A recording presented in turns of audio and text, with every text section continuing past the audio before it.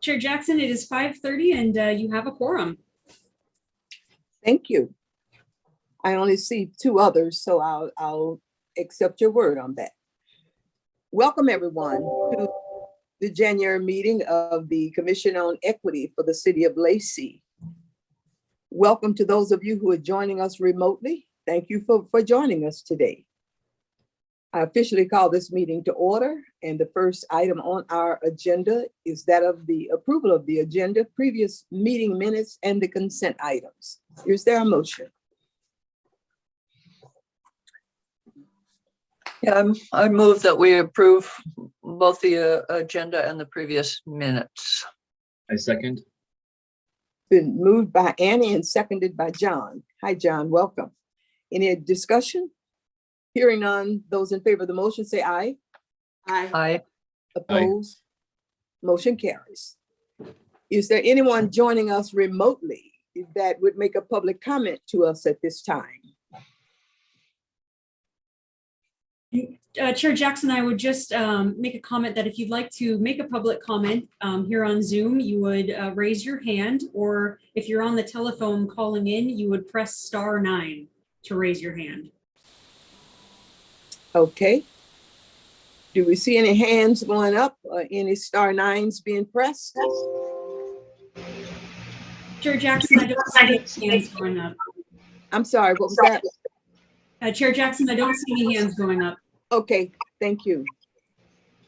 Seeing no one desiring to provide public comments to us, we will go then to our inspirational item by Commissioner Sauer. Thank you. So I would like to take advantage of this opportunity and introduce something you may not have heard before.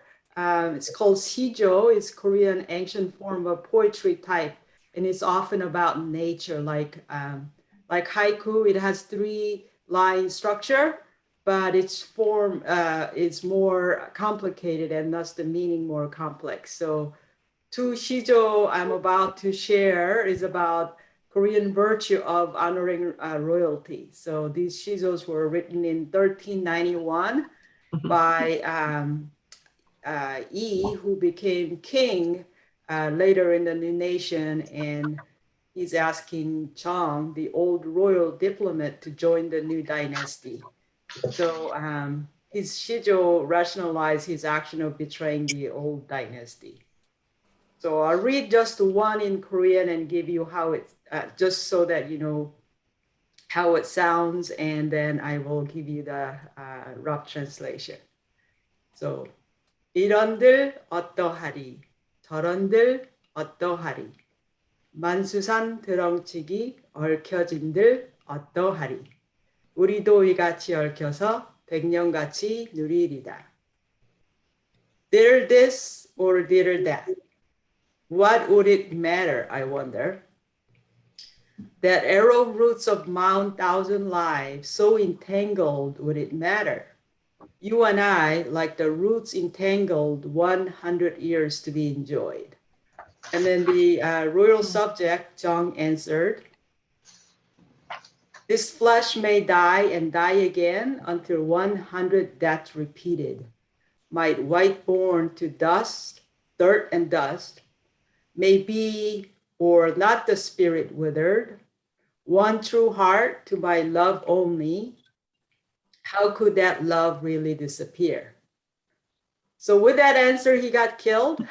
But of course, people of Korea and even the Yi, who became king later, honored his royalty, and it kind of symbolized true royalty that a lot of Korean wants to be, I guess, modeled.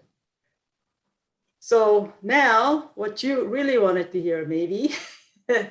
So I listen to Dr. Wayne Dyer whenever I need some lifting and comfort in life. So many of you probably know Wayne Dyer.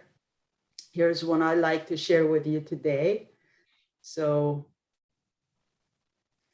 know in your heart that there is an invisible intelligence in everything. You have the power to contact this divine intelligence and create a life of bliss. There is something divine in all things. You can't get a hold of it. A little seedling has treeness in it when it is put into the ground. You can see the treeness. You can't see the tree, yet you know it's there. Same is with you. You have greatness.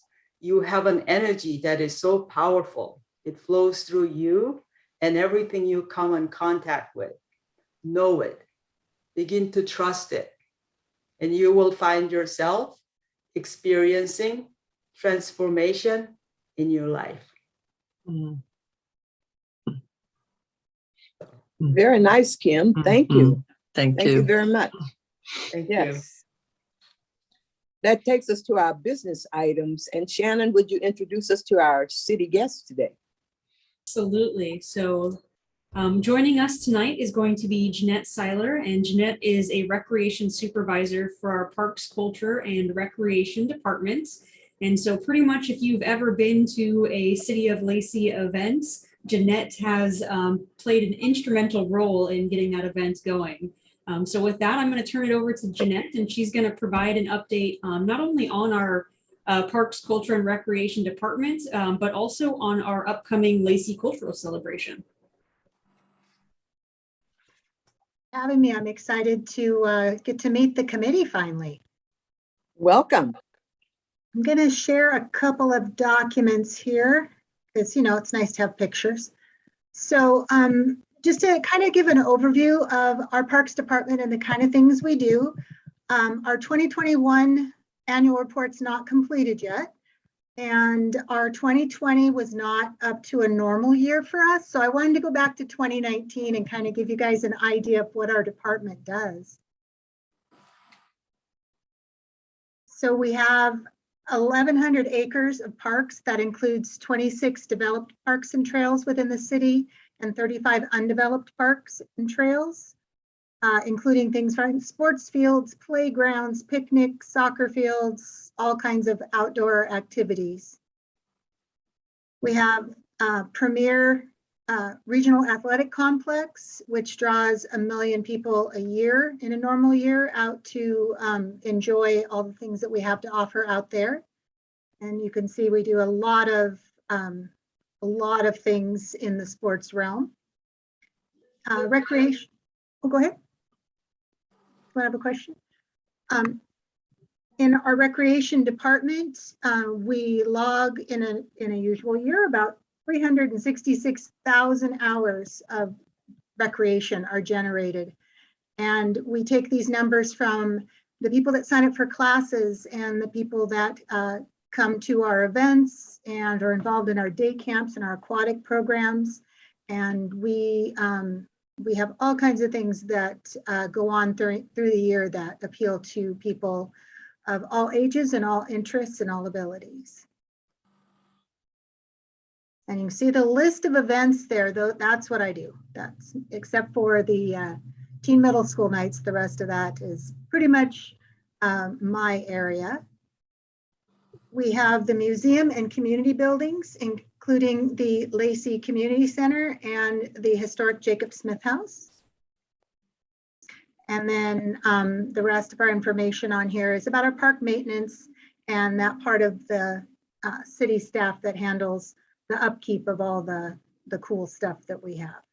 So stop that. And I'm going to switch to what I'm here to talk about today, which is our cultural celebration. So our annual cultural celebration, have any of you been able to attend that in the past? Oh, good, good. So you're familiar. We took over this event from the City of Olympia in 2011, and it's taken place at the St. Martin's University campus since then. And in 2020, we were 2 days out from the cultural celebration when we had to make the decision to shut down for COVID. So, and then in 2021, we brought the event back in a virtual format. And that was really exciting to be able to offer that. And then this year, we're actually doing a hybrid event combining both the virtual and the in-person. And that's March 12th at St. Martin's. The event is vibrant and colorful and so exciting with all the different things we have going on throughout the day.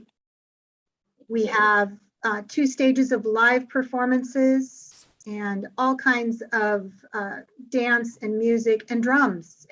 Every culture has drums. So it's very loud and fun and so much energy. And you can see we have places for people to sit and watch. We have the round tables are typically people that have grabbed food from our food vendors and headed over to the viewing area to watch the live performances. In addition to the performances, we have a variety of information and activity booths. These groups are providing activities for the kids to do. We have, like, there's one where in Japanese, they learn how to write their name. They make origami. They can, one of the popular ones is the group that does the Legos. So that's always really fun. And all these folks are super excited to share their culture with the kids. And we have demonstrations that happen. Then we also have vendors, and we ask that the vendors be culturally relevant to some sort of culture or area. Maybe it's made, things are made in a certain country, maybe they make them, but a good variety of vendors, and that helps support the cost of the event with what the vendors pay between the cultural art booths and the food vendors, which are super popular. As I said, in 2021, this event pivoted to an online version, and that kind of took us into a whole new realm. So we were able to promote local restaurants that wanted to participate and invite people to go to their restaurant and enjoy food throughout the day. And we had performances. There was a lady that told Hindi stories with dolls that was super exciting. We had cooking demonstrations, drumming demonstrations. Several of the groups that typically perform for us on stage created remote performances that were a lot of fun and a way to share their culture. And we also had vendors that were able to sell items at their different booths virtually through the format. My favorite piece of the in-person event is our passport activity. And kids, as they arrive, they get a free passport book and they get to go around and travel the world. And they talk to the different activity booths and the vendors, and they get a stamp in their book. And once they've gone around and asked questions and learned some stuff, they bring their passport back and they get a free gift, which is provided by one of our sponsors. This year it'll be backpacks that look like the world on a globe. So that, I think, is my favorite thing. And the activity groups are super excited to come up with relevant activities where the kids are going to learn a little bit about their culture. We've also had giant games. So there's a game area, and we had checkers and dominoes. We had Makala, I don't know how to say that, with a giant inflatable board. And that in the past was another thing that kids can do to hang out with each other and kind of get to know each other. And each of the activities talked about the history of those different games and things. So we like to say it brings our community together and we learn about each other's heritage and culture while we explore how much we have in common. So that's my take on the cultural celebration. So I'd love to answer any questions you guys have.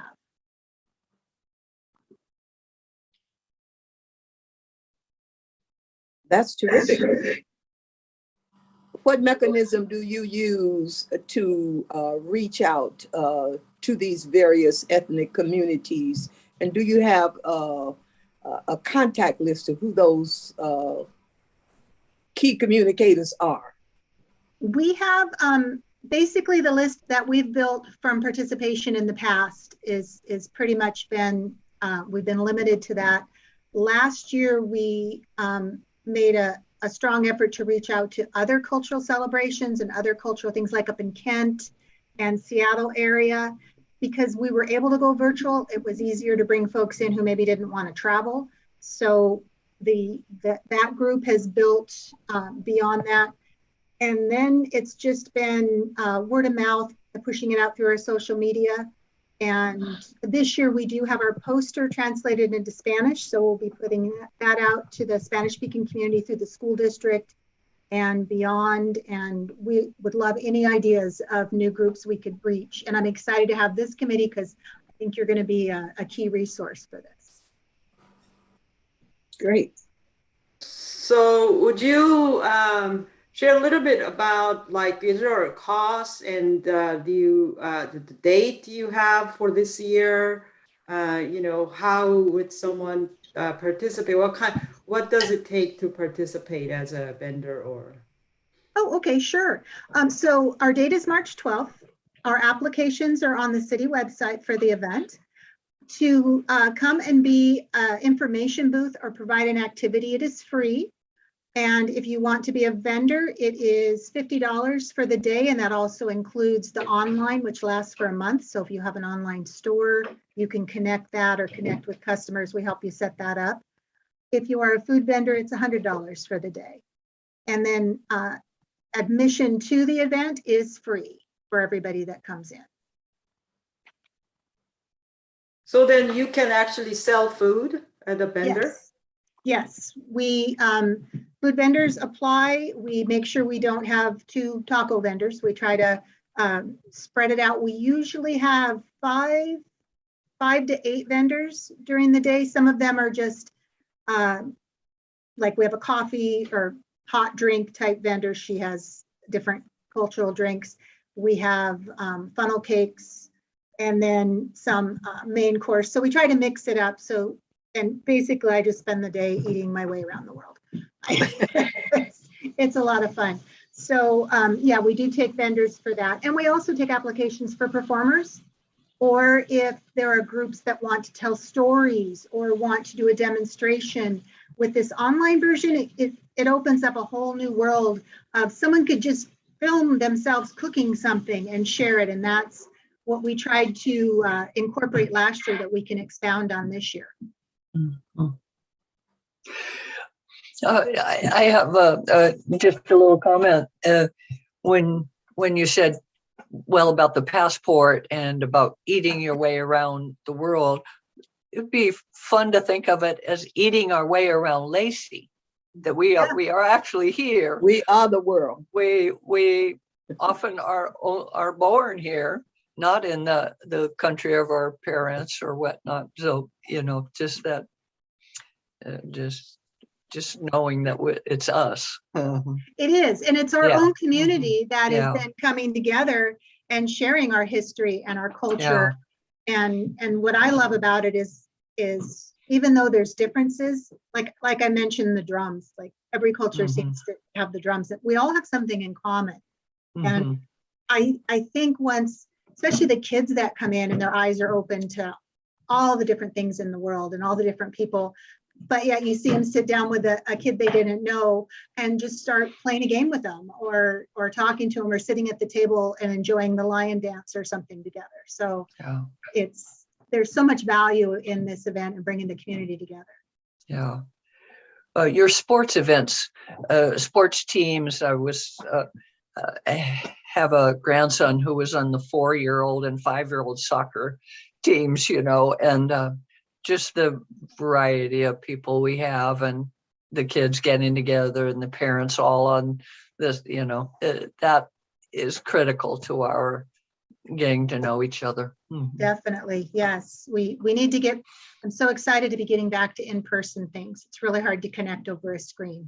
So hopefully next year I will come and present and we will see each other's faces 3D. So you said hybrid, and how many people do you think will be participating in person or? I don't know. In a typical year, we have around 3,000 folks through the door at St. Martin's. Last year we had, 2,500 visited the site over the month. So it was down a little bit online, but again, it was completely different. Online, though, we had people from 7 different countries and quite a few states. So we would have kids, some of the kids that performed, their grandparents in other states could watch them. And so that was really exciting. And with live streaming it this year, I'm hoping that will bring more people in. But I honestly don't know what March is going to look like and people in person. We will be requiring masks. We plan on having a few less vendors and spreading folks out just to give more open space. But St. Martin's has a large facility, big open space. And so I'm hoping by March, people will be ready to get together. That would be wonderful for a lot of reasons. Yes. Could I ask you a question about the museum? Yes, I know will try to the museum is in transition from where it's been for years, and I saw in the paper over the weekend, the new facility is about to be, the space for the new facility is about to be demolished. So what are the timelines for the new museum, and what role will all of these various ethnic groups play in it possibly? I don't have an exact timeline. We're kind of, in my mind, I'm kind of hearing about 5 years out. They are planning in January. Well, this is January, anytime now. First part of 2022, they're saying it to tear down the building. And the building, if you guys don't know where the new little train depot park is, that is the site for the new museum. And so it will sit on that site. So I'm thinking, like I say, around 5 years, but it is museum and cultural center. There will be space there for classrooms. It will be rentable for different events. And the exhibits will have set up where things can rotate through. So we can recognize maybe for at one point it's about the tribe or different other communities. There's going to be a lot more opportunity because the facility will be quite a bit bigger than what we have now. Great, thank you. Chair Jackson, just to add on to that, it is at least a couple of years out on, actually starting the construction of the museum, like Ms. Seiler said, but certainly with the demolition that's occurring, we are going to be able to get the site prepped and ready so that we will be able to start construction, once we are ready for that point. And so that'll happen, like we said, in 2022. Yeah, the article said the demolition starts next month in February. Then it made me wonder, well, maybe this museum's going to happen sooner than the timelines that I thought I had heard originally. So the demolition happens, but the actual museum is a little ways away. Okay, thank you. Any other questions of Jeanette from anyone? I was curious about what the planning for the cultural events looks like and who's involved in that process, and which different folks from the city and the community stakeholders that you have involved in that process for planning each year's event. For the planning, it's pretty much just myself, and I have a coordinator and a part-time staff that helps plan the event and pull it all together. So I don't have a committee for this particular event, but we do have, we bring together the groups that have participated in the past and welcome new groups. But yeah, honestly, there really hasn't been a lot of input or planning from other groups. It's just, we prepare it and they come. Great. Thanks. Any other questions or comments? I've got a question for Ms. Seiler. So if a group was interested in being a part of the cultural celebration, what would they have to do? We have applications online, and basically a group that wants to participate, other than selling things, it's free. So they just fill out the booth form or the activity form. And we'd love to have as many groups as possible. And we just ask if they provide some sort of activity or some sort of learning for the kids. We also have groups that come in, Key Clubs, a group from the Lacey Rotary. High school kids come in and they volunteer, and we have jobs for them throughout the day to help with the vendors and keeping things clean and keeping things running. So there's opportunity either to share culture or help behind the scenes and keep the event going. Thank you. Is there And any- anything else on this item? Anybody, and if you want to present or read poetry, we would love to have that. That would, something could be easily done online. What you did tonight would be a perfect piece to add to the website for the event. We would love that. Just reach out to me or have Shannon reach out to me and we'll get you connected. Thank you, Jeanette. Thank you. Okay. Shannon, do we have an intro for our item B, or is our usual friend Tevin? Well, it is our usual friend. Give me just a second. I will bring him on in. Great.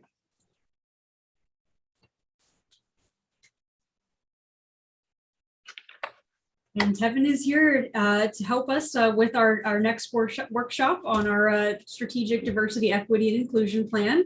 And this is workshop number 5, and we're going to combine a couple of elements. I know we had a really nice, robust conversation on our draft equity value statement. And so we're going to take the opportunity after our check-in and to come back and just talk a little bit about, I know Tevin, you're probably going to go over the agenda for today, but strategic plan elements, but then also revisit some of the items that we've previously revisited and have follow-up conversation on that, and then move on to a couple of new items. So Tevin, with that, I'll turn it on over to you to start us off. Yes, thank you so much, Shannon. Hello, everyone. Is it too late to say Hello. Happy New Year? Hello.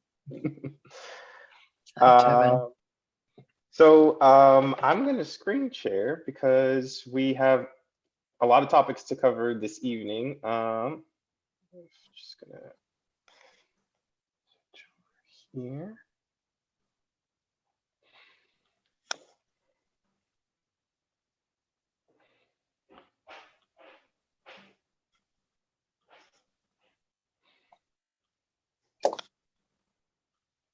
Okay, and then folks can see my screen. Yes. Okay, great. So, so workshop 5, we have a few topics to get through, but as the usual, just a quick check-in. How are folks showing up, and do you have any access needs? And we can popcorn it around, and I'm happy to go first. So I'm showing up very energized for a Monday. I'm pretty surprised. And I think it has something to do with the new year. I do not currently have any access needs, and I will popcorn it to John. I am showing up a bit exhausted, but ready to learn, and I have no access needs.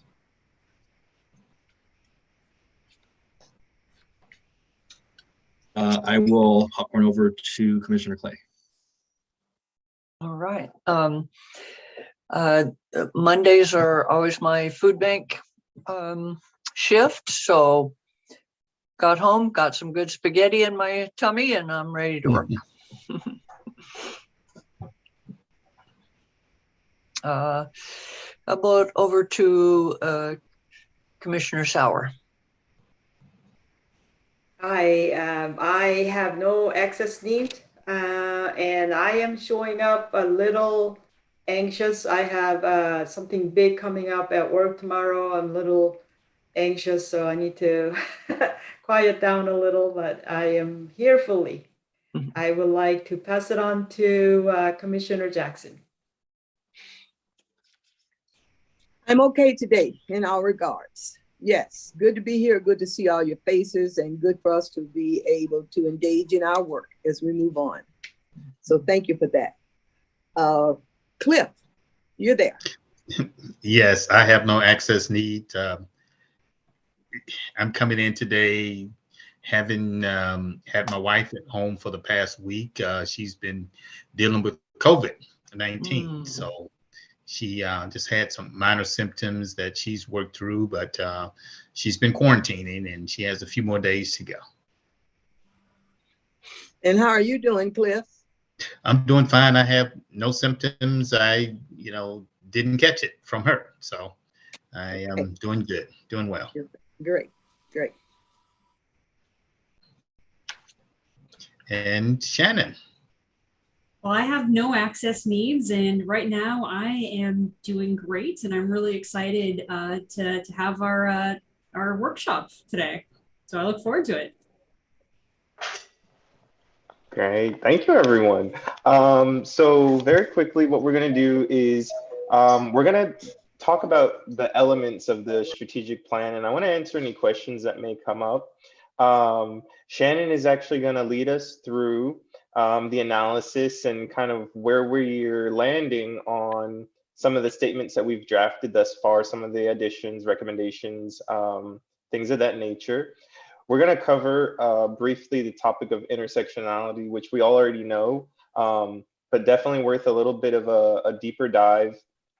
I've kind of sourced a video from online, and so it's a short one, so we'll take a look at that.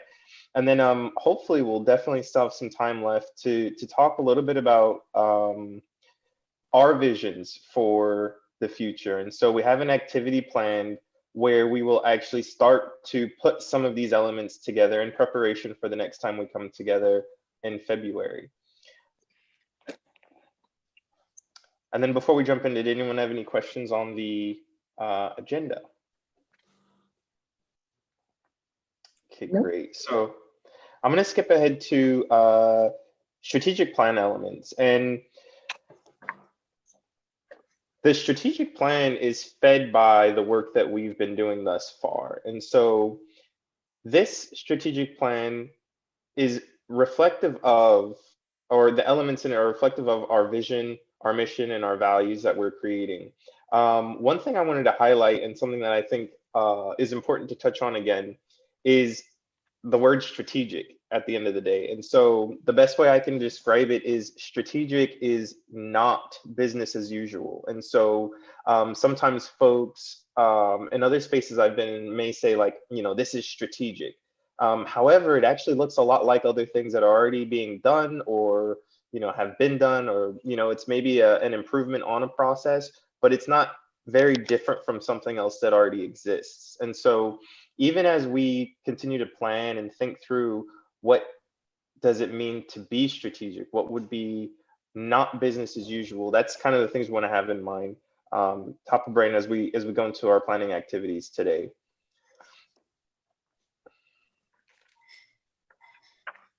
So folks can read through this. I'll just leave it up so everyone can see it there.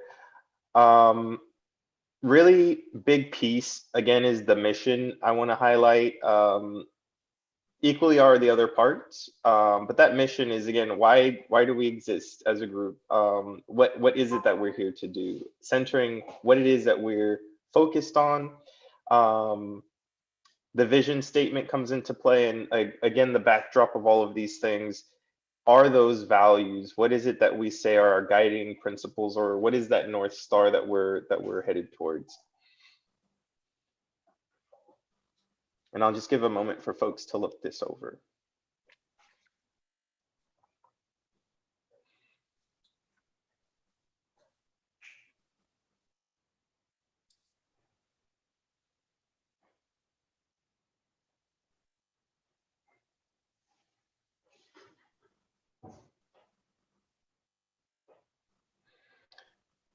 I'll scroll a little bit.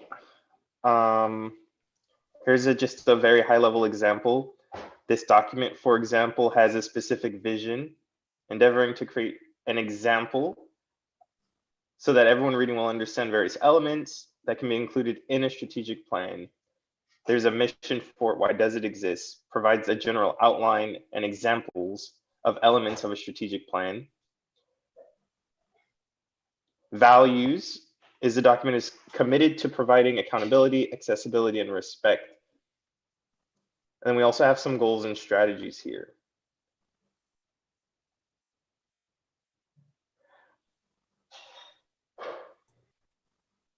So before we move on, I just wanted to give a moment, and one, Shannon, if you had anything to add, and two, do folks have any questions about the strategic planning process, values-based decision-making, which is what we are up to. We're creating values and making decisions based off of those. Do we have any yeah, anything lingering for folks as we kind of walk through this? And I'll go back up to the statements here.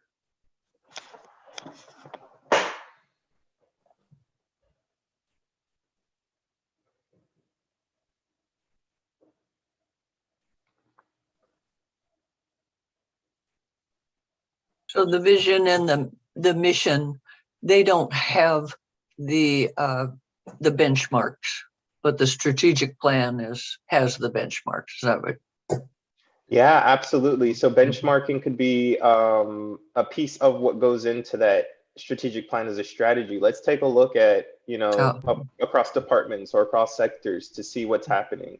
Yeah. How do we know we're doing what we said we were going to do? Mm-hmm. That's exactly correct. Mm-hmm. So Commissioner Clay, just to expand upon that a little bit more, so the strategic plan, has all of these elements included in it, and they interface with each other. And you have your vision, your mission. Like Tevin has just explained, it's why does this group exist, and how are they going to fulfill the work towards that vision? Mm-hmm. But then you get goals and strategies which break it down into a more granular level, right? So how are we actually going to go about the established mission so that we can get to that established vision? And those benchmarks are going to be, data points that we can take and we can look at, that show, are we actually making progress towards that specific, not just that strategy, but then reflective of the overall mission and vision moving forward. Mm-hmm. Absolutely. Yeah, that looks great to me. I work with strategic planning all the time. So this, usually I hear people wanting to know the difference in a vision and a mission. And so these simple definitions really explain it well. Great. Any other questions or comments before we get into some of revisiting the statements we have and some of those updates that Shannon's going to share about?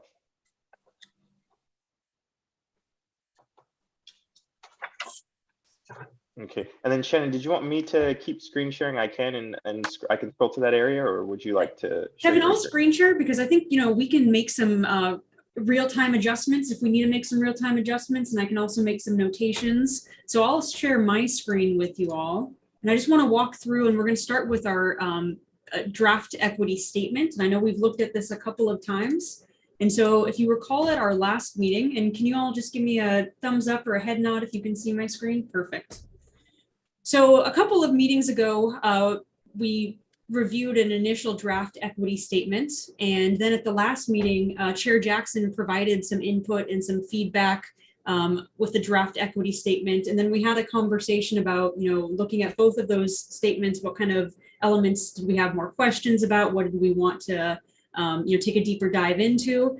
And so some of the comments from the last meeting, and this might not be all of the comments, and certainly we can have additional conversations if we didn't cover them, was to number one, to be more inclusive, to expand, some of the items in the second equity statement that Chair Jackson had provided, and then also to take a look at broadening some of the language in places. So what I've done in your packet, and you all have had that packet, and it starts after Tevin's agenda, is just to provide a breakdown with table B. There's an analysis in here that shows you the initial draft equity statement. And then we had the, just up here, I'll scroll up one more time, the draft equity statement provided by Chair Jackson. And then incorporating some of the feedback that I heard in our last meeting into the draft equity statement that was provided by Chair Jackson. And then in the final column on this table, just some recommendations and some comments and some things to go over in conversation with this group as we're looking towards, getting closer to a more finalized draft equity statement. So I'll just start off kind of going bullet point by bullet point. And please, if there's something that you all, if we have a conversation, just let me know if you want me to stop the share too. I know sometimes it's easier to have a conversation when it's not just a giant Word document. But the first thing that was brought up was social change. So in our initial draft, we mentioned social change, and there were some comments about, is this broad enough? And so I just wanted to point out that, social change is defined in sociology as the alteration of mechanisms within social structure, characterized by changes in cultural symbols, rules of behavior, social organizations, or value systems. And so it's a very broad spectrum when we refer to social change. And one of the concerns that this group had was that was too limiting. And so my question for you all is, given kind of the broader understanding of what social change intends to mean, does this group still feel like it's not broad enough and that they want to see additional language added to social change? Or with social change, or do we just want to scratch change? So that's the first question I just wanted to go over with the commission.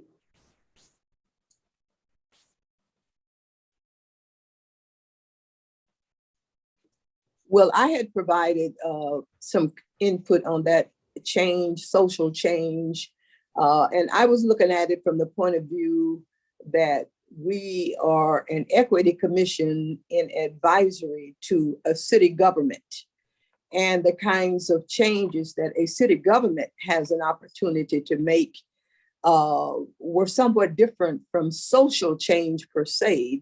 That does not necessarily include policymaking, governance, rulemaking, that kind of thing. So that was my thinking about these change versus social change, thinking in terms of the entity with which we are a partner to. And social change sounded to me, because we talk so much about social justice, social change, what we need to do differently in society. And I just wanted to bring it back closer to a governmental responsibility and what it has within its jurisdiction when it comes to change, and not make the change sound as though it's someone else doing, taking care of it out there somewhere, versus a governmental unit that's looking at the change they can affect. They can't affect that big piece out there, but they can affect certain things within that jurisdiction as a governmental entity. That was my thinking when I proposed that additional language for consideration.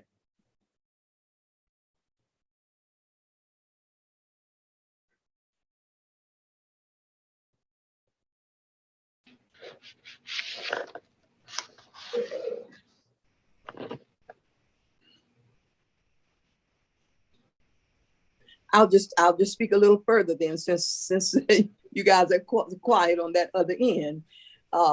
As an example, if the city of Lacey adopts a resolution, for instance, that's supporting some social change some group is doing out in the community, I'll use Black Lives Matter as an example. We support the purposes that Black Lives Matter serve. And that could be support of social change. But what will the city do? What will the city government do about the issues that, say, Black Lives Matter bring up?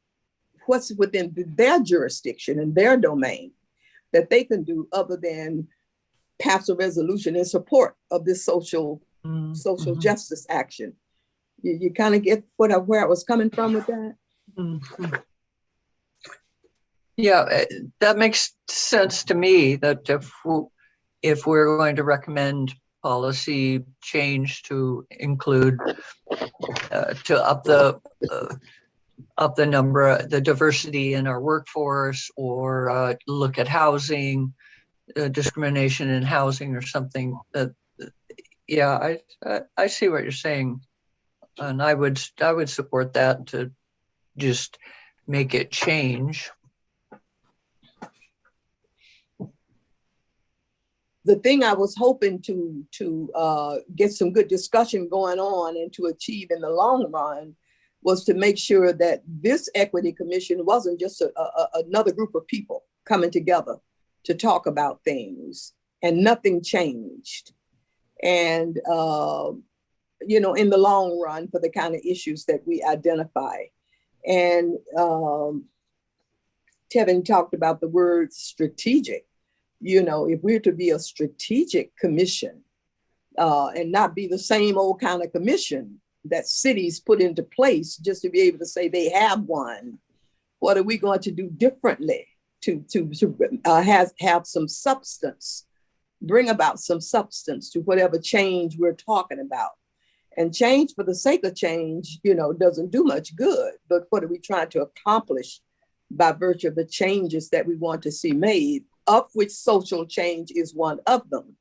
And so it's just a way of looking at it. Would social change encompass all the things I'm talking about, or is it viewed as limiting and a kind of excuses the governmental entity, the city of Lacey, from doing anything differently other than supporting other people's social changes? Am I making any sense? Mhm. Yeah. So it sounds like the consensus of the group is to just keep it broad with change and to remove social before the change. All right. Yes. Okay. Thank you. All right. So then moving down, you can see in the red, I've identified the next area is just a recommendation to add additional language to be more inclusive, again, based on feedback. And this language was actually taken from the initial draft equity and then put into Chair Jackson's copy. And again, with the intent of meeting this body's request to make it more inclusive.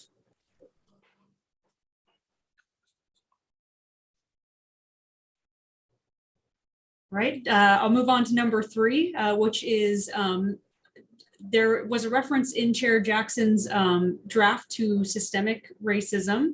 The recommendation would be to keep it again broad, to broaden that out to capture many different types of racism.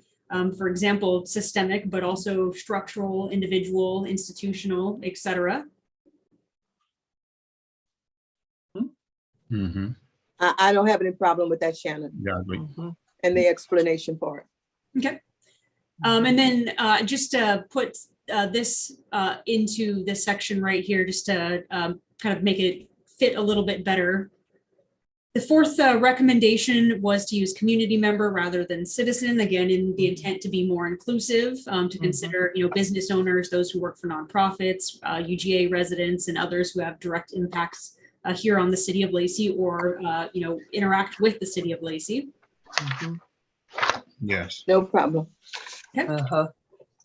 Undocumented, but still members of our community. Mhm. 5th recommendation was to add help and acknowledgement that city efforts are one piece of a much larger effort that must occur in concert with partners at many levels to effectively perform this work of eradicating racism and oppression. And so you can see that implemented in here. Mhm. Yeah, I like that. Mhm. 6 was again, just again, using a broad term of racism to capture a broader range of racism that could exist. Same with the next item here on, I don't know why it goes back to 1, but on number 1. Mhm. And then number 2, this was one that we had a bit of a discussion at the last commission meeting, and it was about broadening out the last sentence. The recommendation would be to keep, or it was very broad if you look at our first initial draft, and then with Chair Jackson, there were some additional details that were provided. My recommendation would be to broaden this out to actually reflect more opportunities other than just economic. So for example, participation, education, social opportunities. And then also the same with resources, to keep it broad, to reflect that there are additional resources than just educational. Educational is certainly one of them, but also when you think about housing, health, city services, et cetera. So again, broadening out that the last sentence. Mhm. Yeah. I have no problem with that, Mhm. especially in broadening broadening it to include the educational stuff, which is another community partner that the city already is aligned with, in light of some really bad publicity over last week happening at the educational district level Yeah. that's involving citizens. So we can't be working towards a thriving community for everybody if our educational system don't share some of the same values about providing an equitable learning opportunity for all students. So we don't have anything to do with the policy making in education, but it has to go hand in hand. If people can't find work, if people can't find open housing, so yes, by all means, these things have to work equally for equity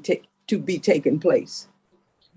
And then the last recommendation was to, you can see, remove the outcomes and equal justice for all with the intent that equitable access to all opportunities and resources would create the opportunity for all individuals to achieve their full potential and participate in the decisions that impact the community to the degree that they choose to. So you can see that this would actually, the last sentence would read, the city is committed to working collaboratively with community partners to create equitable access to opportunities and resources for all community members.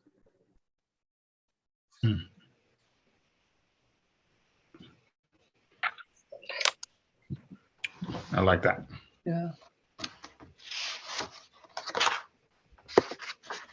And The thing about education, I don't actually see it. Where did we broaden it to include educational in the new wording? So Commissioner Clay, I guess what we did was we broadened it to just saying opportunities. In the previous edition, it said economic opportunities and educational resources, but to be, to really show that there are a variety of opportunities that go beyond just economic, and then a variety of resources that go just beyond educational. We scratched both economic and educational to broaden that sentence back out. And with our community partners. I see. Mm-hmm. Yeah, that's in number 2 under that third column, Annie. Yeah. Mm-hmm. Okay. Shannon, could I add something as well, just as we go through these, is something to also be reflective on as we make these updates, is these 3 statements are really 3 parts of one whole. And so they should be connected to one another in important ways.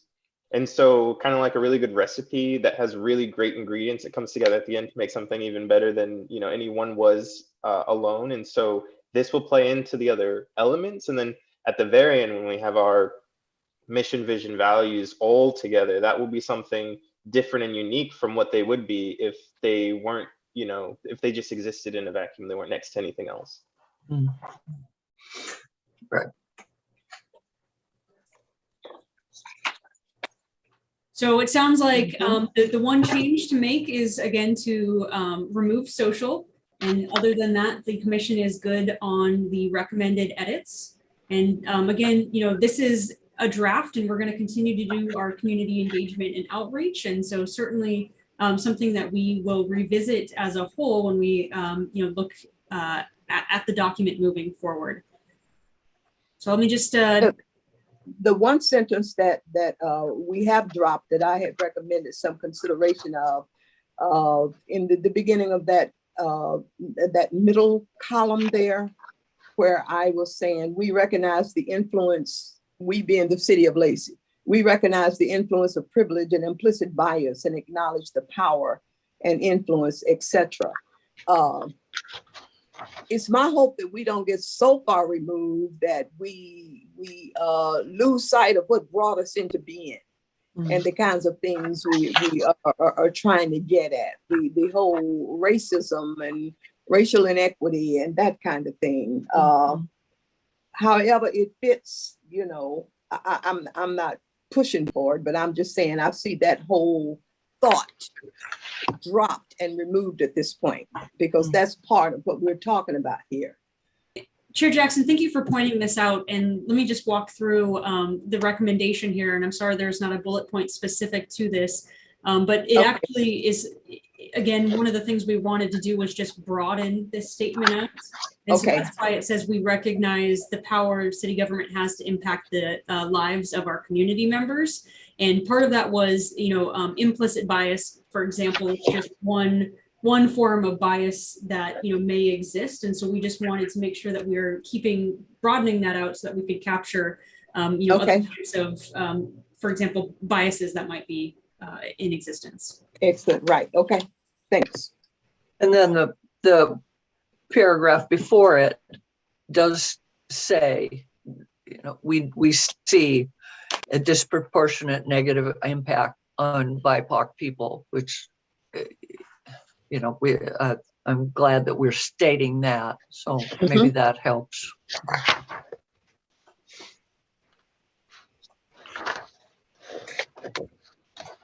All right, well, I will make sure that those updates are reflective in the next copy of the draft equity statement. So moving on to the mission, and Tevin, did you wanna take the mission? Or do you want me to walk through this one as well? Okay, perfect. All right. So we also reviewed a draft mission statement, and Tevin will take the vision statements to finish this conversation. And some feedback that I heard from the commission at the last meeting was to add gifts, talents, and experiences, to remove racial and social and add equity and social justice, to make more action on the Commission on Equity portion, and to add development of public policy. And so what you see here on table D is the initial draft that was proposed at, or reviewed, I should say, at the last Commission on Equity meeting. And then the middle one takes this initial drafts and then incorporates some recommendations that I've provided in comments just on the third column here to the right. And so I just want to walk through, just like we did with the last table, and just see what the Commission on Equity's thoughts are and input and feedback and changes they'd like to have considered.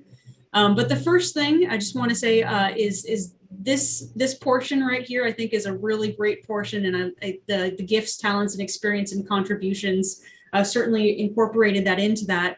My recommendation actually would be to take this section and to incorporate it into the vision, because it does say that this is what we're endeavoring to do. This is, what we aspire in the future to create an inclusive community that embraces the gifts, talents, experience, and contributions of all community members and works collaboratively, internally and externally to advance equity in Lacey. So, looking at our definitions kind of what a vision statement is, this content certainly feels like it could be placed there, given that it's kind of that future focus. This is what we want the community to look like.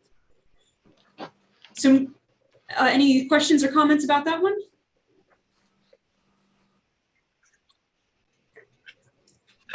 Moving on. Oh, Chair Jackson, did you have a question? No, I said nope. Okay. So moving on to the second paragraph, again, going back to what a mission should be, of thinking like why an organization exists and what do we do to accomplish and achieve and work towards that vision. I added some additional language here in green, which you can see really provides information on how the city can do this work towards that vision above, which is committed to delivering exceptional public services, policies, and programs that integrate equity. And then social justice was something that the commission wanted incorporated in here as core principles as we continue to grow as a vibrant and a thriving community. That's good. That's good. Good. Yeah. And then the last comment here in blue is, again, just wanting to make it, abundantly clear that really to accomplish the vision is going to require a lot more than, just the city. Again, the city needs to work in concert with partners at many levels. So local, state, federal, school districts, we've already talked about, other nonprofits, businesses, et cetera, to really work towards, the vision of what was laid out before. So I just made it an addition here to say that the city is committed to working collaboratively with community partners to help create equitable access to opportunities and resources, again, for all community members, which was something that was integrated into the last draft of the value statement that we just read, and pulling it out and making it clear that that's part of the mission, as well as So that's how we're going to accomplish this work, is also by being committed to working with partners. Mhm, mhm, Okay, mhm. All right, and then my Good. final recommendation here is there was some language that really outlined what the Commission on Equity's purpose is, and I heard that one thing was to add some more action, and so I've added here. You can see as an advisory body is tasked with identifying and advancing. Now the identifying and advancing is the same, but I just want to run through a couple of things. My recommendation would be to actually take this whole paragraph. And in the strategic plan, there is going to be a page that provides, who the Commission on Equity is, what kind of work they did, how they helped with the strategic plan. And so I think this would be a great statement to incorporate on that page to provide, that background information and really the mission of the Commission on Equity for the city as part of that. So taking it off of just the mission on the strategic plan, but putting it on a page that provides the context for the Commission on Equity. Mhm. Mhm.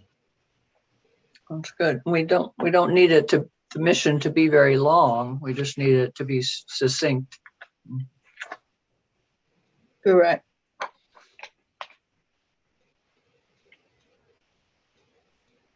Okay, Mhm, mhm. Right. And so then as far as adding the action, certainly again said tasked with identifying. And then I just wanted to reiterate that advancing really is a very powerful action word, which means to move forward in a purposeful way. And so I think this really does a good job of capturing, action on part of the commission, but I certainly wanted to check back in with you all because that was something that you all were interested in having. Mhm. Yeah. yeah, Sounds that's good. where we get to be strategic, where it's not the same old, but we're doing Mhm. something differently, Mhm. So very little historically has been advanced from these kind of commissions. So we want to change that. So that's a good word. Great. Uh, And then the green, sorry, Commissioner Clay, I did not mean to. Just I like the part that we, what our major purpose is to get greater participation from the underrepresented community members, and that so that everybody has full participation. I like the wording of that. And that was, the last thing just to mention here is the green, again, just kind of pulls the language consistent with the ordinance that created the Commission on Equity. But, as part of the last conversation that this group had was also that full participation being incorporated into the statement. And so you can see that in the bold where it says prevent full participation in government and public policy. Mhm. Okay. Great. So it sounds like no edits on those items. We can move forward with the draft mission statements. Yep. Great. All right. Well, then I will turn it over to Tevin to talk about vision statement. Awesome. Thank you. Thank you. So again, the vision statement is that hope for the future. Where will we be? Where do we want to go? And this plays in well or ties in well with the activity that we're going to do after we talk a little bit about intersectionality briefly. So I'm just gonna read this one out. So the City of Lacey is an inclusive community that embraces the gifts, talents, experiences, and contributions of all community members and works collaboratively, internally and externally to advance equity in Lacey. The City of Lacey is a community where change starts by listening. In bold, diversity is celebrated, opportunities are equitable, partnerships are cultivated, and barriers to full participation are eliminated. And I just want to, let that sit for a moment. And any comments or feedback for any updates at this point are welcome.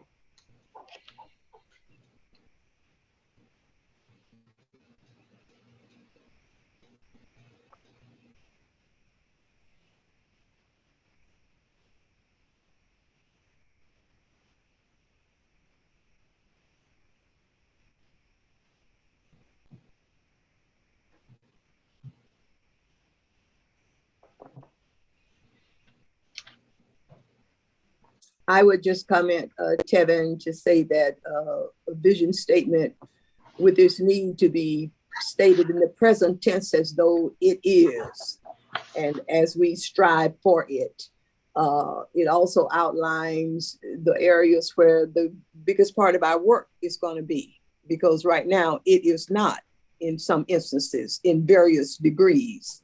And so the bullet points of, the community is a community where, boom, boom, boom, listening, celebrated, equitable, cultivated, and full participation. So to come back and ask ourselves, are we listening effectively? Are we effectively celebrated?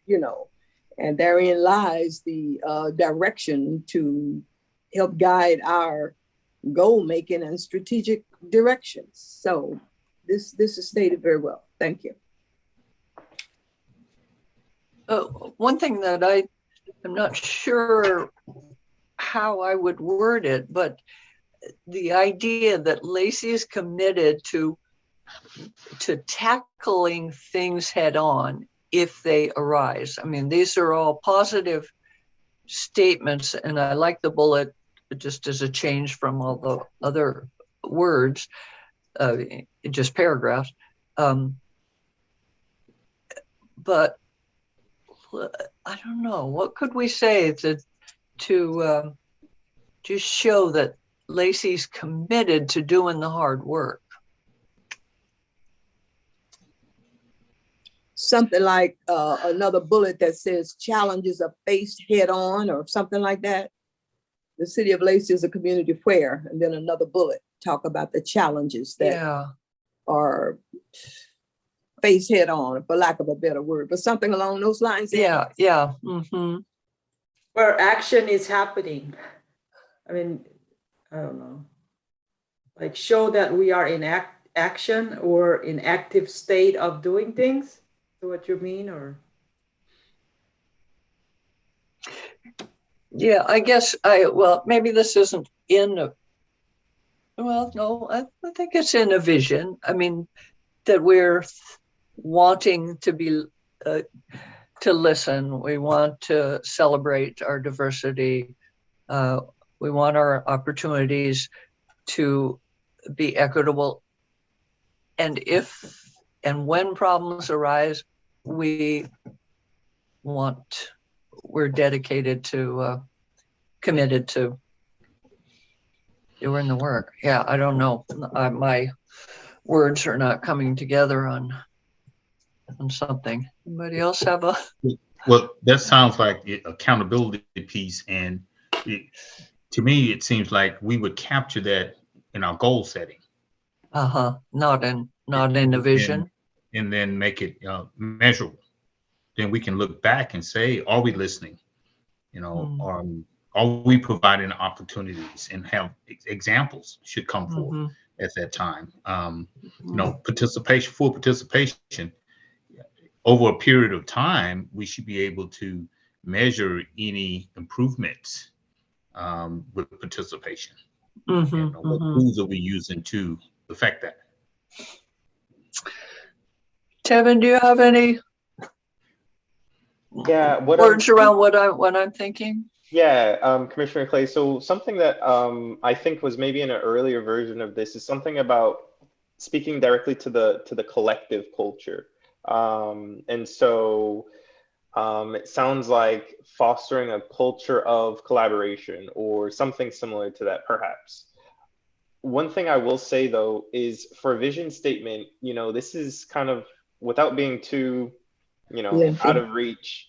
Yeah, we do want to see kind of like the bright side of things. Like if there is a challenge, there's a solution. So sometimes being challenge oriented is how the work is focused, but it can also be focused around solutions. And so just thinking around, if there is a barrier, we can call out the barrier, or we can call out the solution on the barrier. If there is a challenge, we can focus on the challenge or the solution to the challenge. So for example, so we have barriers to full participation are eliminated. I think that is great. That's one instance of that kind of thing that we're getting past, or things that may have been in the past, but we want to move forward from. But maybe some of the other language that's included in the vision should perhaps be kind of that more future oriented, focused on that solution, kind of driving a little bit of that motivation to you know, that motivational aspect that's like, okay, yeah, no, I feel really positive about that aspect of whatever it is we're up to. It feels good, it feels positive, it has that positive kind of connotation to it. I think that bodes well for kind of years to come when we look back and say like, yeah, we did that.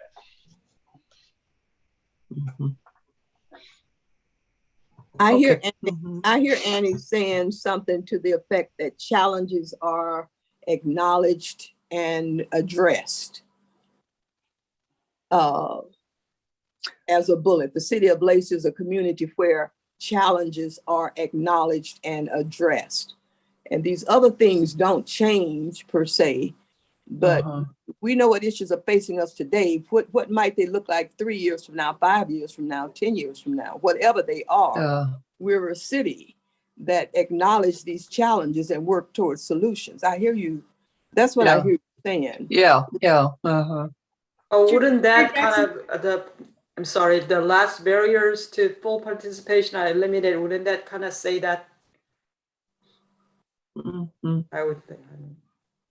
I think it kind of says. Yeah, it's broad sense. it's kind of like, it's a promise.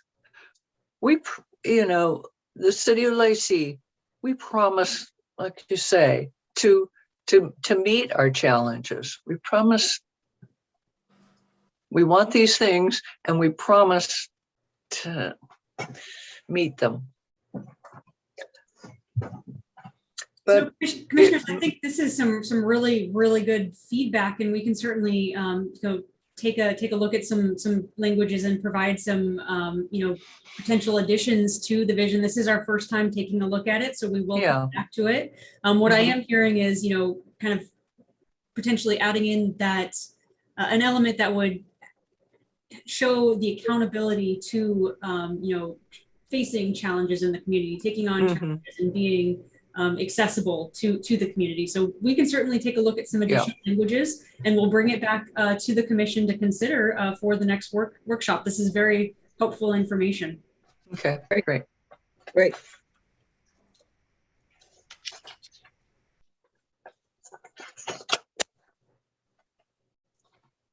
All right, so keeping an eye on the clock.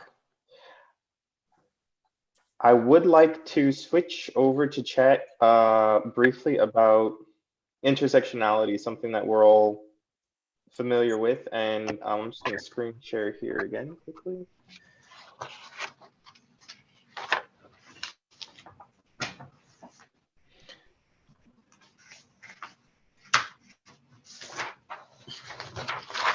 Shannon, would you mind queuing up the video?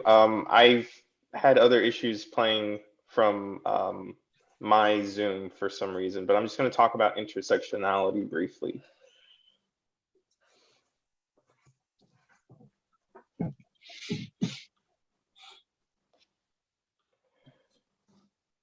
Okay, and also, are folks very familiar with this term or the idea behind intersectionality and kind of what it means? I am.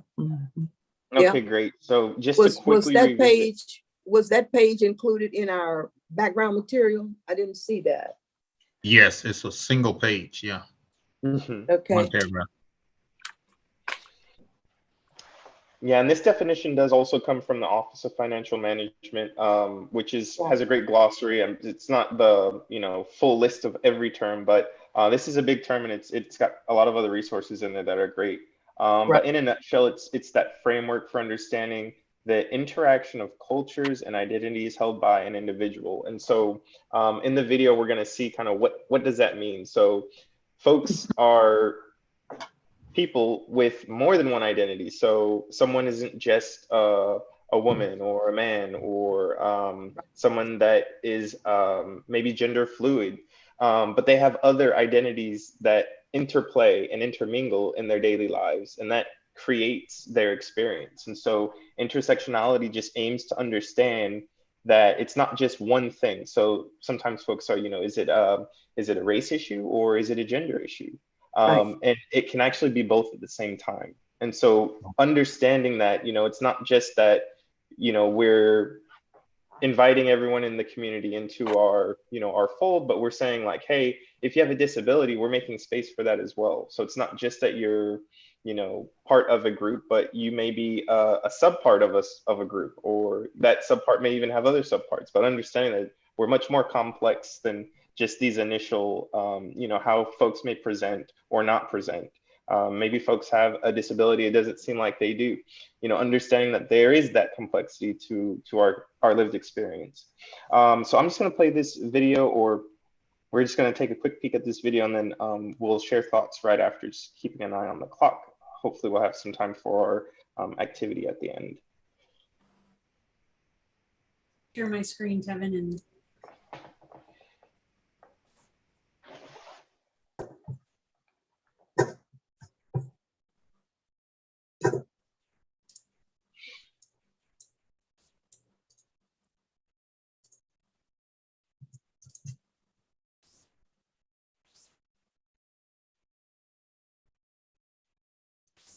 all right, let me know if you can hear the sound so I can. Many years ago, I began to use the term intersectionality to deal with the fact that many of our social justice problems like racism and sexism are often overlapping, creating multiple levels of social injustice. Now, the experience that gave rise to intersectionality was my chance encounter with a woman named Emma de Graffenried.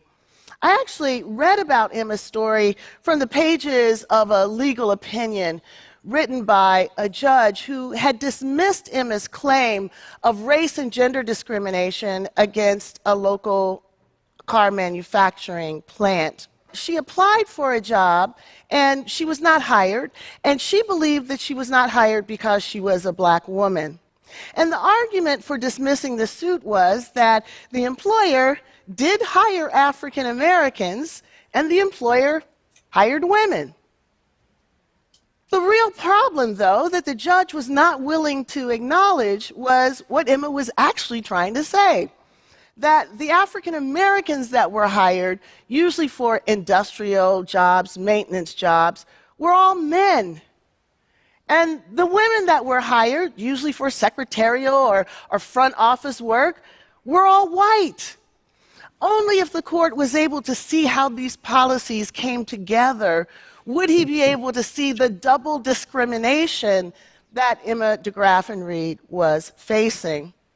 But the court refused to allow Emma to put two causes of action together to tell her story because he believed that by allowing her to do that, she would be able to have preferential treatment. She'd have an advantage by being able to have two swings at the bat when African American men and white women only had one swing at the bat.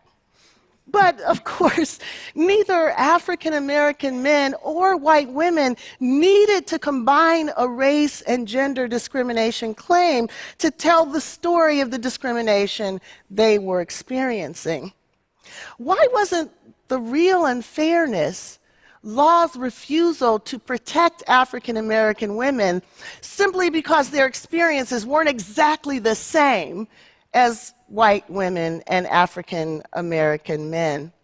Rather than broadening the frame to include African American women, the court simply tossed their case completely out of court. So first of all, Black women weren't allowed to work at the plant. Second of all, the court doubled down on this exclusion by making it legally inconsequential. And to boot, there was no name for this problem. And we all know that where there's no name for a problem, you can't see a problem. And when you can't see a problem, you pretty much can't solve it. Many years later, I'd come to recognize that the problem that Emma was facing was a framing problem. The frame that the court was using to see gender discrimination or to see race discrimination was partial, and it was distorting. For me, the challenge that I faced was trying to figure out whether there was an alternative narrative, a prism that would allow us to see Emma's dilemma, a prism that would allow us to rescue her from the cracks in the law, that would allow judges to see her story. So it occurred to me, maybe a simple analogy to an intersection might allow judges to better see Emma's dilemma. So if we think about this intersection, the roads to the intersection would be the way that the workforce was structured by race and by gender. And then the traffic in those roads would be the hiring policies and the other practices that ran through those roads. Now, because Emma was both Black and female, she was positioned precisely where those roads overlapped, experiencing the simultaneous impact of the company's gender and race traffic. The law was like that ambulance that shows up and is ready to treat Emma only if it can be shown that she was harmed on the race road or on the gender road, but not where those roads intersected.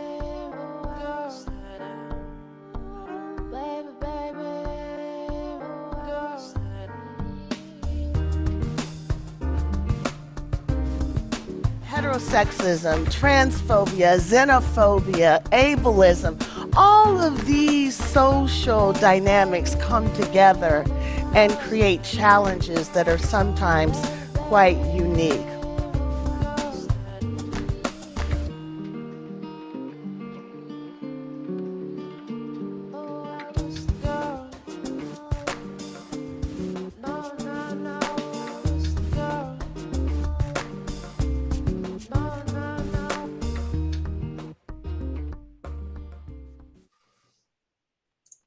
Thanks so much for that, Shannon.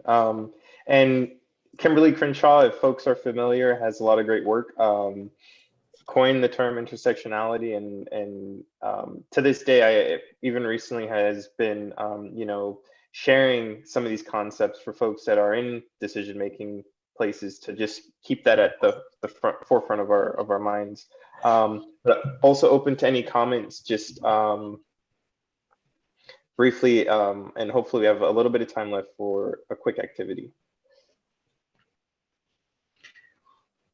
Yeah, I would say, me having a human resources background, that is something that is always had to be, in the front of my mind as I, hired people and into various jobs and roles over, several decades. So that problem is definitely something that has to be considered.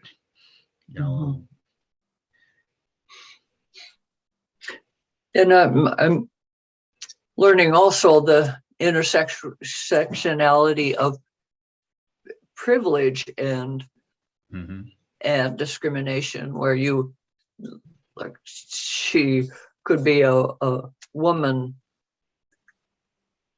should be a Black woman, be discriminated for being Black, but having maybe a little bit more privilege than Black men, or white women, a little less privilege than a white man, or whatever. There's a lot of intersectionality. And age is, a huge, factor. And I can remember, 20 years ago when I was hiring people, we would only hire, only young ladies were being hired into assistant roles, administrative assistant types of roles. Guys were not being hired into those roles. And it was a culture change to start to have guys be administrators, assistants and holding those roles that were traditionally held by women. So, those are some things that we have to be cognizant of and challenge those things and make, change when we are in, positions where we can impact change.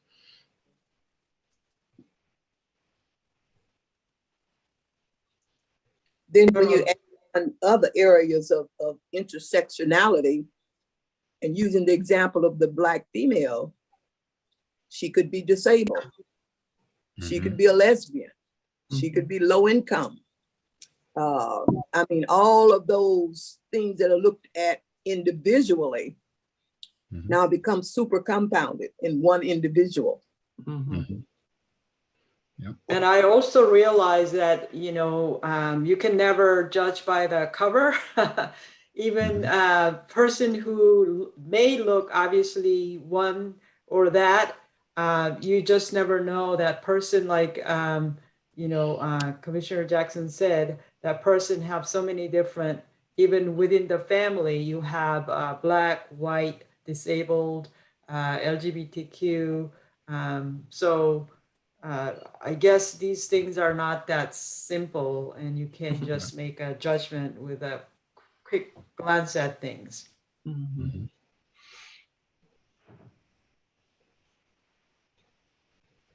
I think also it's interesting that even conversely, you could have somebody who's a part of the LGBTQ community is these days having a reckoning with racism within its own community.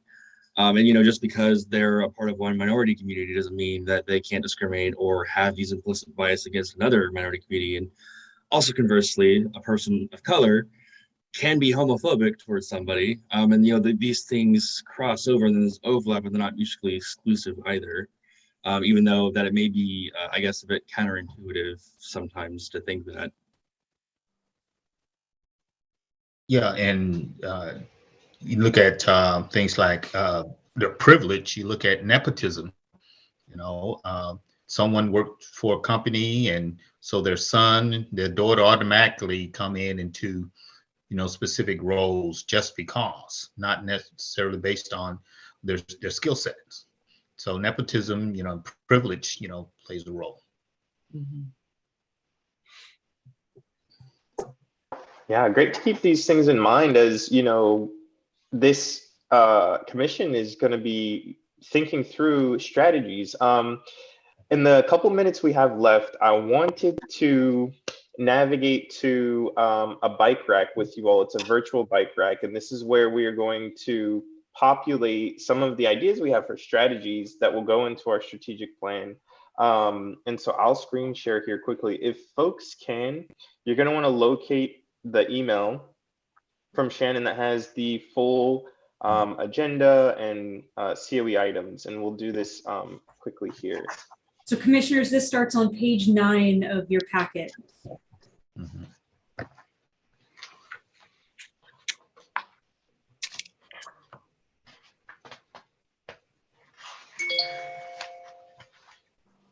And Shannon, while they're navigating to this page, this will be available for them outside of this meeting space. Is that correct?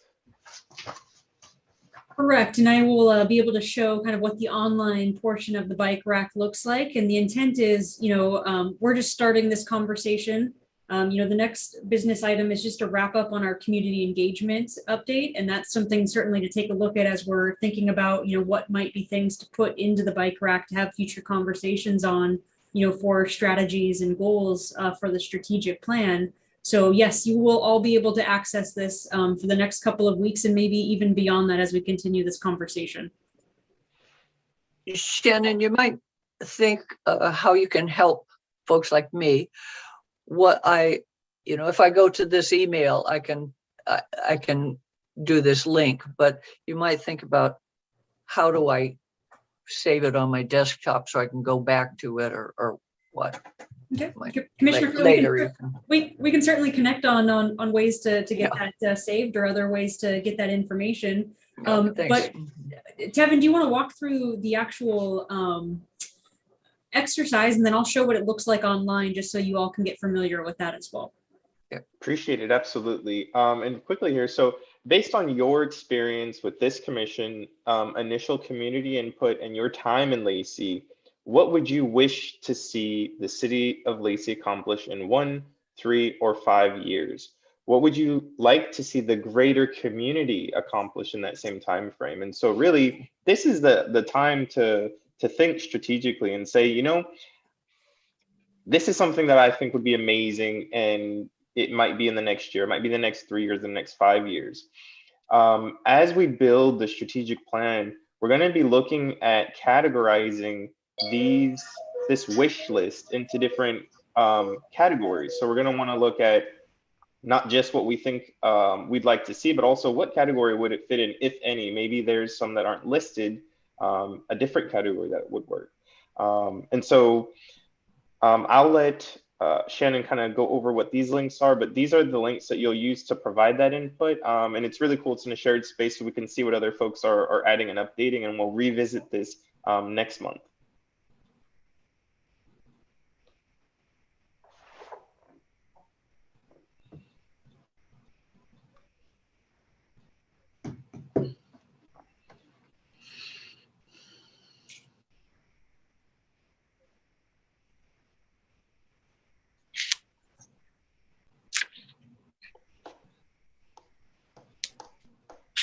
All right, I thought I had it open and then had double checked and only one of them was open. So let me walk you through here what this looks like when you select those links. So it's the same exercise.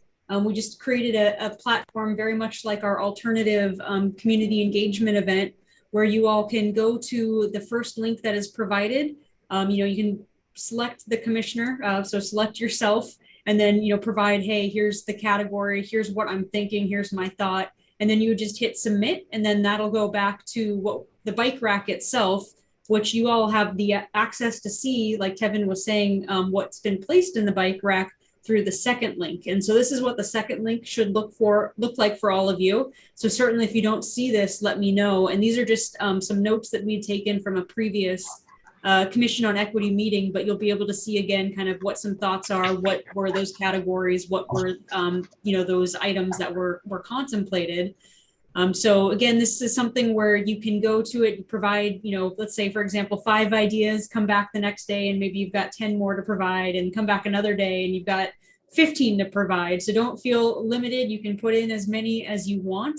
And what we'll do on our end is we'll take all this information and, do an analysis, combine some groups, take a look at, what might be in a good category, another category, and then we'll come back and we'll present it to the commission for further discussion. But this is going to be open from now until really a week before our next meeting, and we can again extend that as we continue this conversation. But if the commissioners, if you could, in the next 3 weeks, take some time and fill out some forms, and we can take a look at it and prepare for our future meetings and future conversations on, again, goals and strategies. Shannon, would you send me that bike rack information again? For some reason, I don't have it here in my pile of paperwork. Absolutely. I'll send it out to all of the commissioners again. So it'll be coming in email form. You all have multiple ways you could access the form in the bike rack. It's on page 5. I thought you said page 9 earlier, but it's on page 5. I've got different stacks of papers with different numbers on them. So well,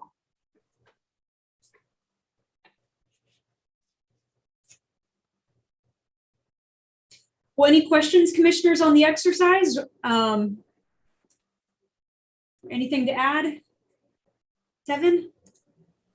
Great. No, you said it perfect. We're going to use it for an activity on prioritizing action next time we come together. So we're going to put some action to that list that we come up with. But just as always, such a pleasure to share space with you all, and just continue to be excited. I'm continue to be excited about this process, and really looking forward to having everything finalized in a place, in one place, and having a really awesome strategic plan put together. great.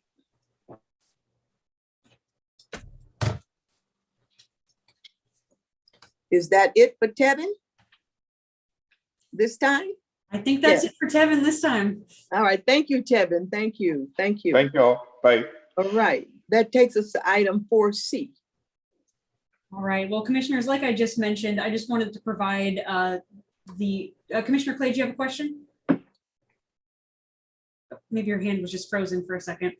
I just wanted to provide a final update on our community and engagement efforts from 2021. So we did close the Alternative Community Engagement Online Forum. And so what you have on your packet, and this starts on page 25 of the entire packet, is the final information from what we received from not only our in-person and hybrid engagement sessions, but also from the online. It includes the translations. We had 2 entrants from in Korean, and so those have been translated and provided to you all for your review.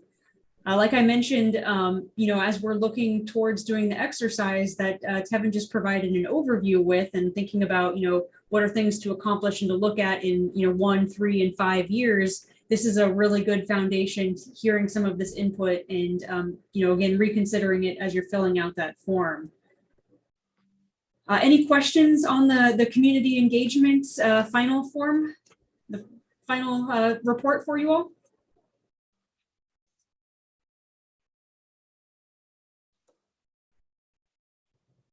Nope. Well, Chair Jackson, then that concludes 4C for me. Okay, thank you. That takes us to commissioner reports, and the first of which is 5A, the focus group subcommittee update. At our last meeting, we talked about continuing to pursue the idea of focus groups to go along with the community engagement process that we had just completed. And the document that we just saw concludes that. And now to look towards the next stage of that community input is the focus groups that we talked about. And the subcommittee for the focus group discussion consisted of Kim, Annie, and myself, along with Shannon as our facilitator, of course. And we somewhat reviewed in our minds and said out loud the purpose we thought the focus groups could serve. That we knew we had gathered a great deal of information from the in-person presentations, the online participation, the survey completion, and all those kinds of things. But we still had a desire to hear from specific groups that don't ordinarily engage in these kinds of public input processes. And so focus groups being that mechanism where you have 7 to 10 people of a like mind focused on a particular topic.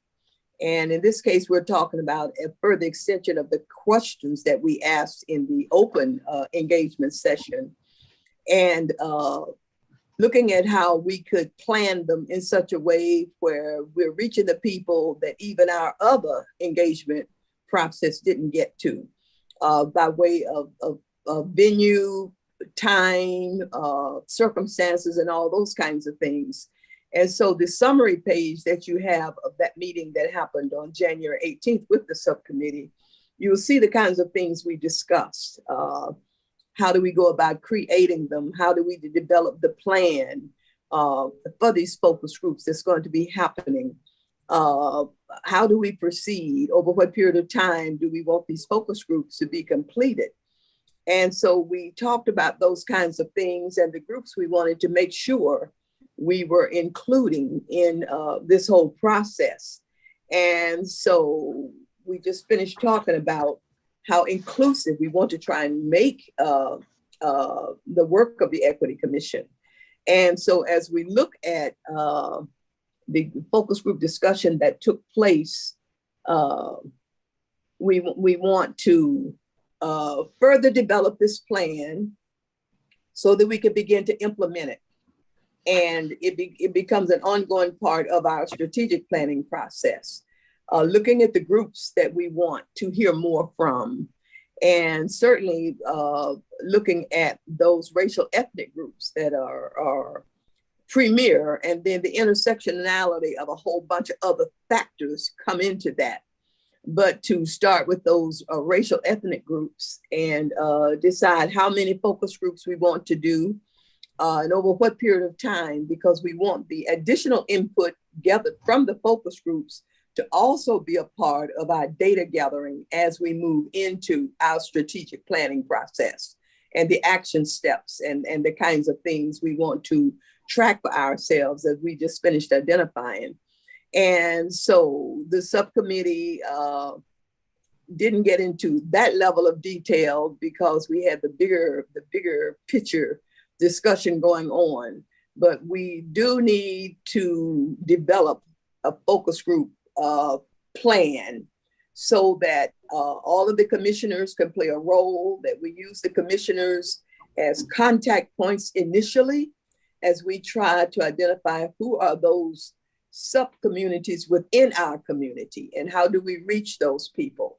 As I was asking the question of Jeanette earlier in her presentation.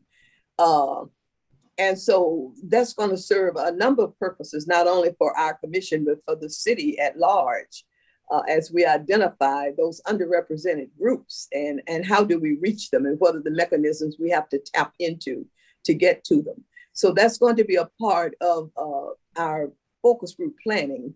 Then there was a discussion on, well, what about also going out, interviewing individual people who can't make even focus groups, that couldn't make the other.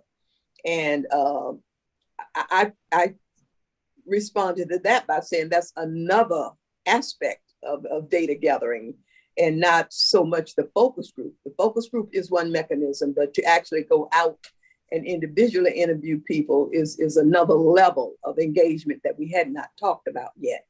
So right now we're trying to develop the plan for the focus groups going forward, trying to identify how many focus groups we're talking about to make it as manageable as possible, where at least 2 people are assigned with each focus group, and to make sure that we take the focus group to the people where they are as much as possible, recognizing what we learned from the public engagement process and seeing how quickly really we can get these scheduled so that the time we finish with the focus groups and the information we gather from them will be of some use to us by the time we're trying to wrap up the strategic planning process. And so that's where we ended that particular subgroup meeting. And the next time around, which we had not set yet, but putting those thoughts and those actions into an actual focus group plan to present back to the commission. Where, who, how, when, you know, kind of thing, answers to those questions. And then we have a plan and can proceed with it. You know, what commissioner will be expected to do what. It goes beyond the subcommittee at that point, and all of us commissioners will have a role to play with the constituent community that we represent as part of this commission. Kim, Annie, anything to add to our subcommittee meeting?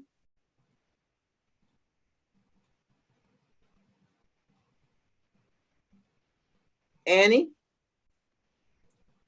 Commissioner Clay, we can't hear you. Did she go mute on us?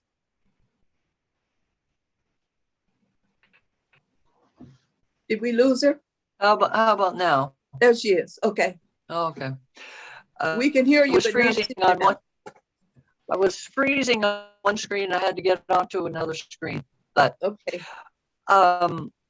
I see that in March we are scheduled to meet jointly with the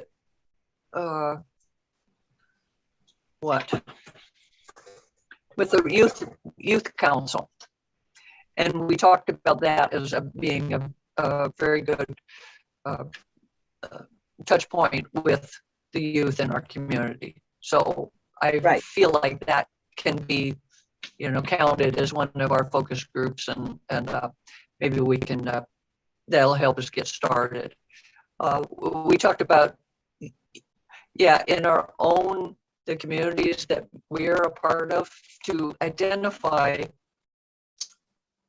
and be willing to step up for gathering, looking for the lead communicators in that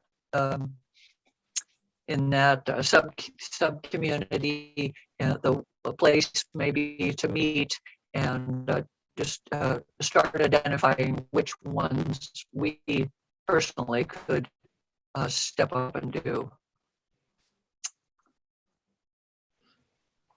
And we talked about several of these focus groups happening simultaneously and not necessarily one at a time, because we'll never get through them and stick to the timelines of our other scheduling activities. So there's plenty for all of us commissioners to do with some things happening, simultaneously, so that all of the focus groups are dealing with the same questions. And so we have that to compare once we get the input back from each group. So we'll talk again and try and have that plan ready for you at the February meeting, so that we can get everything all lined up and implemented. Could in the meantime, commissioners email Shannon if they have a community, a group that they think they can gather, and then we could start to make a reality list. Right. Commissioner Clay, I think it's a great idea. That certainly helps, kind of move the conversation forward. We can certainly come back at the February meeting with the plan, but it would be good, to start thinking about, existing contacts or groups that might be available to reach out. Feel free to send me that information and I will compile that, and I will be able to incorporate, some of that information into the focus group plan moving forward. And if we could get whatever information Jeanette might have from Parks and Recreation for those groups that they've got some communication with, that might help us also. Chair Jackson, that's a great segue to one thing that I wanted to bring up in my director's report. And Commissioner Brown, sorry, feel free to go first. Oh, I was just wondering if we could have a spreadsheet developed that lists these, and we could insert a contact, and if we would be willing to facilitate the meeting, the focus group. And that way we could just plug it in. It could be one document that we could just be updating and creating. Yeah, Chair Brown, Vice Chair Brown, I can certainly create a similar form to our bike rack, so that way it's available and you can just put information in and that we can compile it. What I was going to say regarding the upcoming community event and reaching out, to existing groups and getting that contact list is that the Lacey Cultural Celebration might be a great event also for Commission on Equity members to attend and do some outreach and engagement, meet some new individuals, meet some groups, and build some connections for potential focus groups moving forward. I know in the past we've talked about, creating business cards, and that's certainly something we could have done in preparation for this event that would provide contact information for the commissioners and, how to get in touch if they want to be part of a future focus group. Mm-hmm. That's great. Mm-hmm.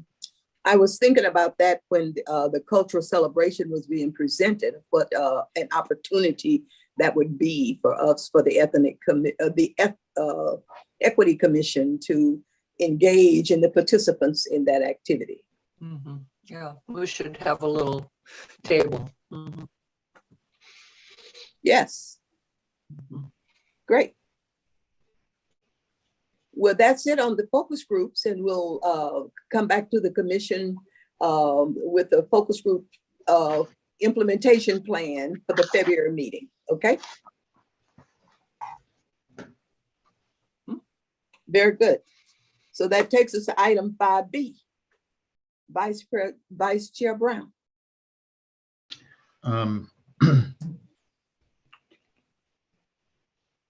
The Juneteenth celebration.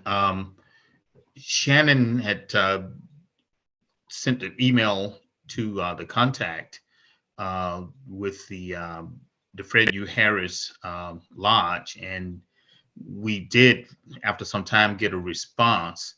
and they had tried to schedule a meeting last week, but that did not occur. And since that time, and a new contact was provided to us. And so, Shannon, I don't know if you've heard anything more from them. Otherwise, I'm waiting for the meetings to get started. Yeah, Vice Chair Brown, I haven't heard any additional information from the contacts. Certainly can reach out again and just check in and see if there's any updates on the planning process. Okay. And I mean, is it appropriate, say, if I could get a phone number and I can contact them directly, to create, that communication? Absolutely, Vice Chair Brown. We can pass on some contact information to you. Okay. All right, Great. thank you. Then that takes us to item 6, our director report. Shannon, might you have some additional director report stuff? I went over a couple of the items that I wanted to bring up, but I just wanted to again, draw your attention to the focus group that we have tentatively scheduled with the Lacey Youth Council. One thing we did talk about was getting more youth voices, and the city does have a youth council, so that seemed like a great way to connect and get some information from our Lacey youth. So this is tentatively scheduled for Tuesday, March 15th, 2022 at 6 p.m. That is when the Lacey Youth Council typically meets, so we'll be joining their meeting. I know we're going to have a discussion on the focus group plan as part of our February meeting, but I just wanted to make you all aware that we have that set up, and I think that's going to be a great way to incorporate and hear more from Lacey Youth. The other item I wanted to bring up is that on February 3rd, the Lacey City Council will have a proclamation for Black History Month. And I'd like to reach out to the Fred U. Harris Lodge and Cliff. I'll certainly make sure that you're part of this contact to see if they'd be interested in accepting the proclamation, and then also being able to use that platform to talk a little bit about their Juneteenth celebration that's coming up. One of the things that they had requested was some help in communication and getting word out about the event. So I think this would be a good opportunity for them to do so. Mm-hmm. Okay, That's a great idea. Yeah. And Chair Jackson, that is all that I had for my director's report. Actually, sorry, I take that back. You know what? The last one is the inspirational item. I can't forget that one.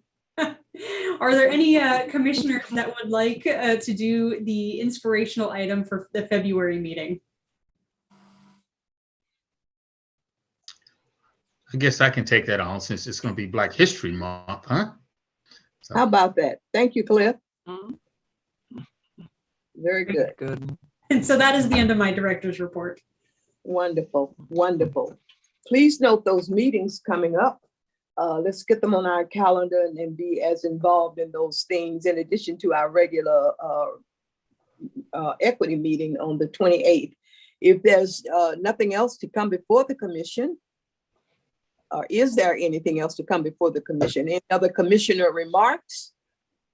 Chair Jackson, actually, that's just a really good point. I just wanted again to remind, as Chair Jackson just did, that we do actually have 2 meetings in February. So we have our joint meeting with the Lacey City Council where, we'll go over the work that was done in 2021 and then also what's in our 2022 work plan.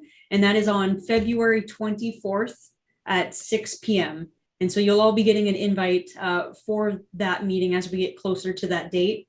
And then we do have our regular meeting on February 28th. Thank you, Chair Jackson, for the reminder. Yes, thank you. So we're going to be busy in February. Do you Yeah, think we're that'll gonna be Zoom? Still on Zoom? Commissioner Clay, that'll be something that the Lacey City Council is likely to discuss this Thursday. So I'll have more information after this Thursday. But at this point, I think plan for a remote meeting, but certainly I'll let you know if anything changes.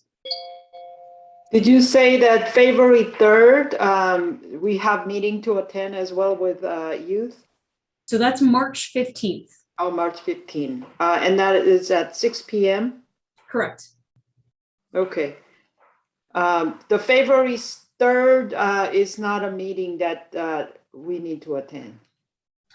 There's no Commission on Equity meeting on February 3rd. It would be the 24th with the Lacey City Council, and then the regular meeting on the 28th. Okay, and they're all 5:30 p.m.? Our meetings are at 5:30. The meeting on February 24th would be at 6 p.m. Okay, thank you. Very good, very good. Well, thank you. Like I said, a busy month of February for us, so be sure and get those dates down. And hearing nothing else to come before the commission, then we stand adjourned. Have a good evening, everyone. Have a wonderful Good evening. night, everyone. Good night. Good night now.